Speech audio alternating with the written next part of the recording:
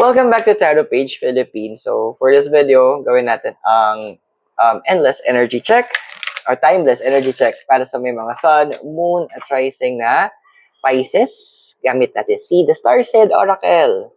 So, kung bago kayo, subscribe, like, and share. Pisces.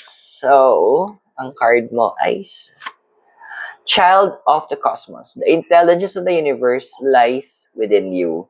Yung minsan na siguro as a water sign yan kasi, water is about emotion. Mas prominent sa'yo yung emotions ng mga tao and parang maramdaman nila.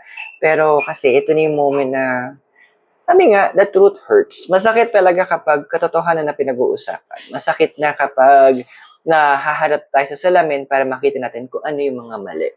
And unfortunately, yan, sa kamampalad, ikaw ngayon yung maghaharap sa kanila sa katotohanan.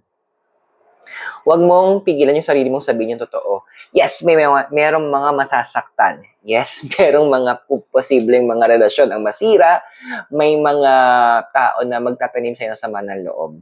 Pero hanggat ginagawa mo, nagsasabi ka ng totoo kasi alam mong importanteng malaman ito kasi concern ka, mahal mo yung tao, importante yung tao, maintindihan nila yon sa bandang huli. Sabi nga ni Peter, all things work together for good.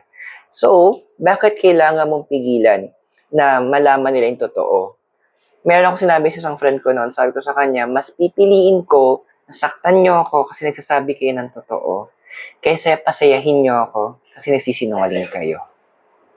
That is, mahirap siya. Yes, mahirap.